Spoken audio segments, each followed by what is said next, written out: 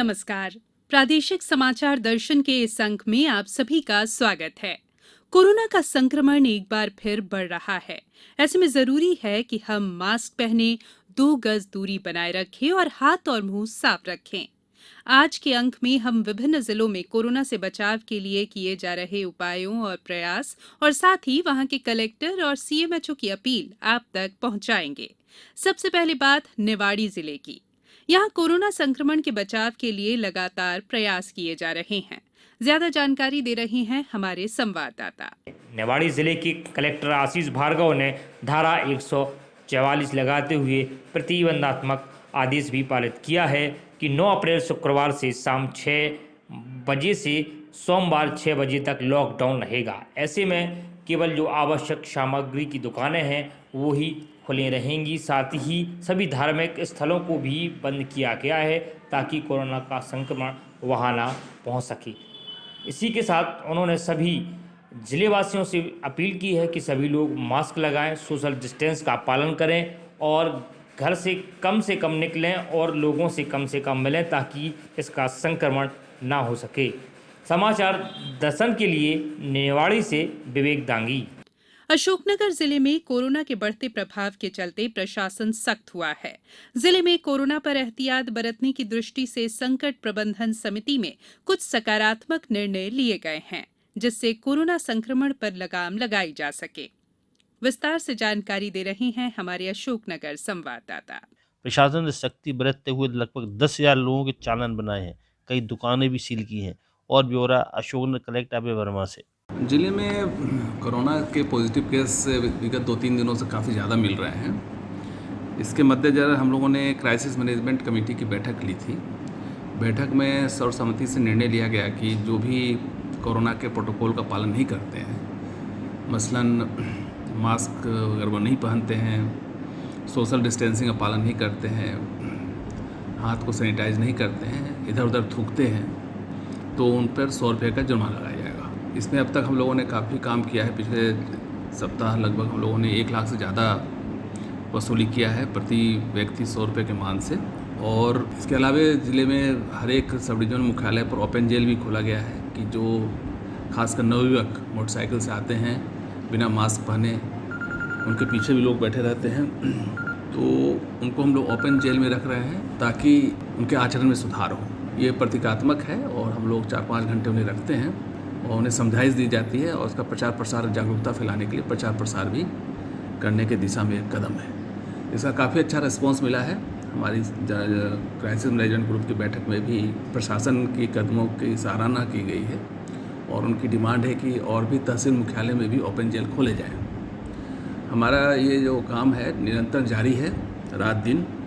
इसके अलावा जो बाज़ारों में दुकानदारों के द्वारा जो कोरोना प्रोटोकॉल का जो पालन नहीं किया जा रहा है, उसमें भी कि खुद पहने मास्क, जो भी कस्टमर आए उनको मास्क पहनने के लिए बात करें। मास्क नहीं तो सामान नहीं, मास्क नहीं तो बात नहीं, इस कॉन्सेप्ट पे भी हम लोग काम कर रहे हैं। इसके अच्छा उत्साहवर्धक परिणाम आए हैं और जो दुकानदार इसका पालन नहीं कर रहे हैं, अब तक लगा हम लोग पूरे ज़िले में लगभग 20 दुकानों को 24 घंटे के लिए सील कर किए हैं। इससे दूसरे दुकानदार भी सबक लिए हैं और वो कोरोना प्रोटोकॉल के पालन करने के लिए बाध्य हुए हैं और एक अच्छा संदेश इससे समाज में जा रहा है। अलीराजपुर से हमारे संवाददाता यहाँ के हालातों पर जानकारी दे रहे हैं। कोरोना के बढ़ते मामलों के बीच अलीराजपुर में भी जिला प्रशासन सतर्क हो गया है। इस संबंध में आपदा प्रबंधन समिति की बैठक हुई है। विस्तार से जानकारी दे रही हैं अलीराजपुर की कलेक्टर। सभी को नमस्कार। मैं अलीराजपुर जिले के कलेक्टर सुरभि गुप्ता बोल रही हूँ। विगत दिनों में कोरोना संक्रमण के प्रकरणों में वृद्धि होने के कारण जिले स्तर पर कुछ निर्णय लिए गए हैं, जिससे मैं सभी को अवगत कराना चाहूँगी। सर्वप्रथम शासन के निर्देश अनुसार प्रत्येक रविवार और शनिवार को नगरीय क्षेत्रों में कोरोना कर्फ्यू लगाया जाएगा, यानी कि लॉकडाउन रहेगा। इसके अलावा शादी ब्याह के समारोह में 50 अधिकतम व्यक्ति शामिल हो पाएंगे एवं शव यात्रा में केवल 20 व्यक्ति शामिल हो पाएंगे। शादी ब्याह के संबंध में यह भी निर्णय लिया गया है कि डीजे पूर्ण रूप से प्रतिबंधित रहेगा।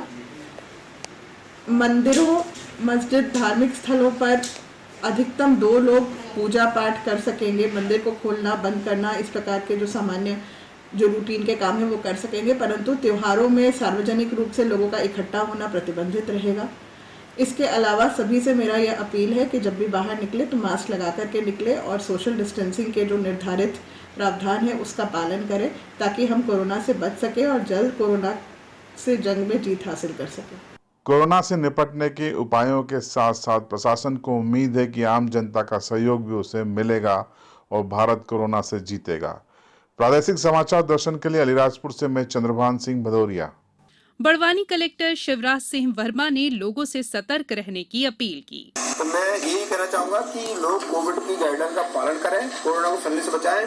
इसके साथ साथ में जिले में टीकाकरण अभियान चल रहा है। जब जिले में टीकाकरण अभियान चल रहा हो, हमारे पास में एक टूल अच्छा है कि जब वैक्सीन हो जाएगा तो किसी व्यक्ति को कोरोना होने के बाद में भी वो गंभीर बीमार नहीं होगा, उससे वो आसानी से सही हो सकता है। 45 साल से ऊपर के सभी लोग अवश्य टीकाकरण कराएं।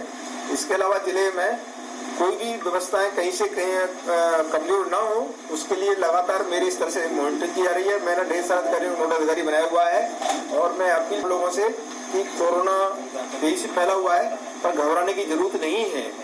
बड़वानी जिला स्वास्थ्य एवं चिकित्सा अधिकारी अनीता सिगारे ने भी आकाशवाणी के जरिए जिले वासियों से ये अपील की। जिले के सभी जनता से अपील करती हूं कि 45 वर्ष से अधिक उम्र के लोगों का शासन के द्वारा कोरोना का टीकाकरण प्रारंभ कर दिया गया है। हमारे अस्पतालों में, शासकीय अस्पतालों में सोमवार से लेकर के रविवार 7 दिन इसका टीकाकरण किया जाता है। सभी लोगों से मेरी अपील है कि वो अपना स्वयं का टीकाकरण कराए, अपने परिवार के लोगों का टीकाकरण कराए और खुद को सुरक्षित करें। बैतूल मुख्य चिकित्सा एवं स्वास्थ्य अधिकारी डॉक्टर ए.के. तिवारी की कोरोना के संबंध में आमजन से अपील आप भी सुनिए। हाँ, ये कोविड-19 की संक्रमण की जो दूसरी लहर चल रही है, इसमें सब लोगों से हमारी अपील है कि सोशल डिस्टेंसिंग का पालन करें, कम से कम 6 फीट की दूरी बना के रखें, सभी लोग मास्क लगाएं और सैनिटाइजर पे विशेष ध्यान दें। 3 दिन से ज्यादा का अगर बुखार सर्दी है तो और फीवर है तो उसको फीवर क्लिनिक पे दिखाएं। जब तक संभव हो तब तक बच्चे और बूढ़े घर पे ही रहें, मार्केट आदि या बाहर ना निकलें, अवॉइड करें जाना। और तीसरी अपील हम सबसे ये करना चाहते हैं कि 1 अप्रैल से शासन ने 45 वर्ष से ऊपर के सभी लोगों को कोविड के टीका फ्री कर दिया है। उनको कोई जरूरत नहीं है, आप मास रूप में कहीं भी लगवा सकते हैं। जितने भी हमारे सेंटर्स हैं जहां कोविड के टीके लग रहे हैं, वो 45 वर्ष से ऊपर के सभी लोग उसका फायदा उठाएं। वहीं बैतूल कलेक्टर अमनवीर सिंह बैस ने भी आकाशवाणी के जरिए जिले वासियों से ये अपील की। जैसा कि आप सभी को विदित है कि बैतूल ज़िले के अंदर पिछले 5 से 6 दिनों के अंदर केसेस में बहुत ज़्यादा इजाफा हुआ है। अब परिस्थिति ऐसी है कि कल की स्थिति में हमारे 90+ केसेस हो चुके थे, जो अभी तक का मैक्सिमम है, और ट्रेंड देखकर ऐसा लग रहा है कि ये केसेस अभी आगे और बढ़ेंगे। ऐसी परिस्थितियों को देखते हुए हम लोगों को राज्य शासन से अनुमति मिली है कि 9 तारीख की शाम 6 बजे से लेकर 19 तारीख की सुबह 6 बजे तक पूर्णतः लॉकडाउन घोषित किया गया है। इस लॉकडाउन में सारी आवश्यक सेवाओं को छूट रहेगी। यदि किसी व्यक्ति को मेडिसिन की ज़रूरत है, यदि उसको फल सब्जी की ज़रूरत है, तो उसकी प्रतिपूर्ति करने के लिए सिस्टम्स इन प्लेस हम लोगों ने बनाए हैं। लेकिन किसी भी गैर आवश्यक कार्य के लिए किसी भी व्यक्ति को घर से बाहर निकलने की अनुमति नहीं होगी। सभी सार्वजनिक दुकानें जो हैं बाय एंड लार्ज बंद रहेंगी। बिना किसी आवश्यकता के किसी भी प्रकार का आवागमन पूर्ण रूप से प्रतिबंधित रहेगा। स्कूल्स बंद रहेंगे, हॉस्टल्स बंद रहेंगे, लोग घरों के अंदर रहेंगे, दुकानें बंद रहेंगी। गवर्नमेंट ऑफिसेज जो हैं वो भी केवल मंडे से लेकर फ्राइडे तक खुले रहेंगे। सैटरडे संडे को गवर्नमेंट ऑफिसेज भी बंद रहेंगे। हम लोगों ने ये निर्णय लिया है कि जिस प्रकार से फुटकर सब्ज़ी वाले विक्रेता होते हैं या फल के विक्रेता होते हैं या कुछ ऐसे गरीब तबके के लोग हैं जो डेली बेसिस पे किसी किस्म की दुकानदारी के लिए निर्भर हैं, ऐसे लोगों को डोर टू डोर जाकर फेरी के ऊपर घूमकर हाथ ठेला से सामान बेचने की अनुमति हम लोग विशेष रूप से दे देंगे। लेकिन किसी एक स्थायी जगह पे बैठ के उनके द्वारा किसी प्रकार का व्यापार करना प्रतिबंधित रहेगा।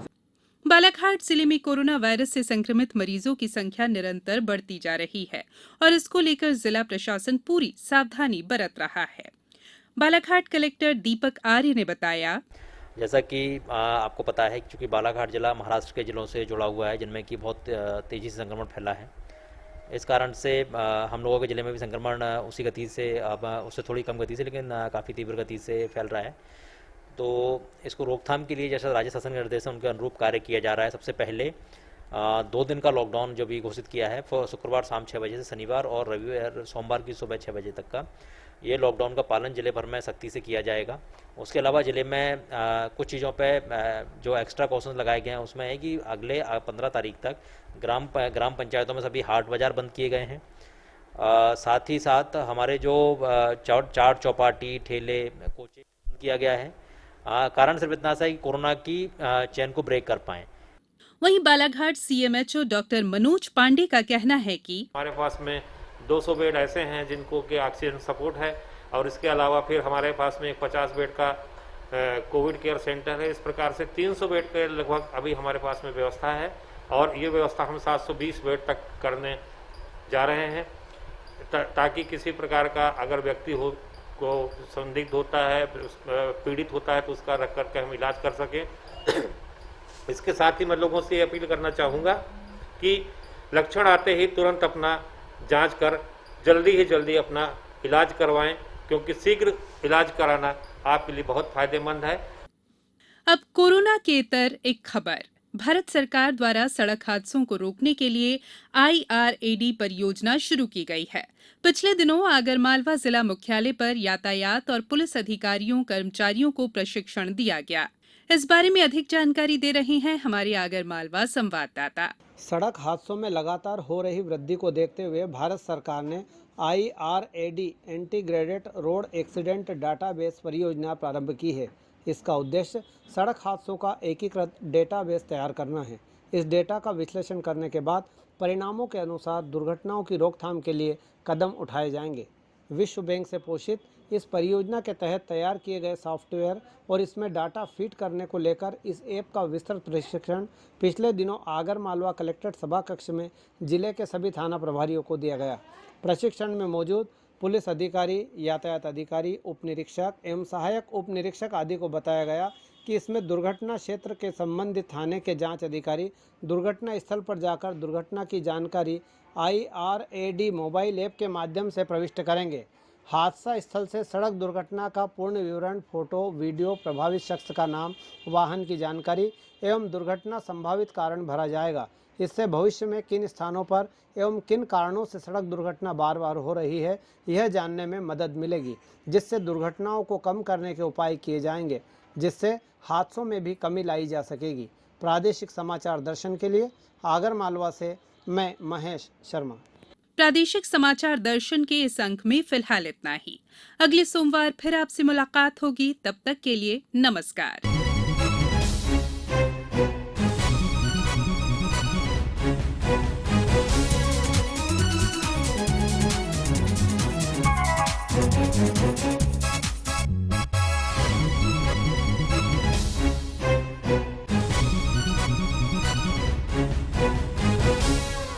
आलेख और वाचन स्वर संयुक्ता बैनर्जी। प्रस्तुति प्रादेशिक समाचार एकांश भोपाल।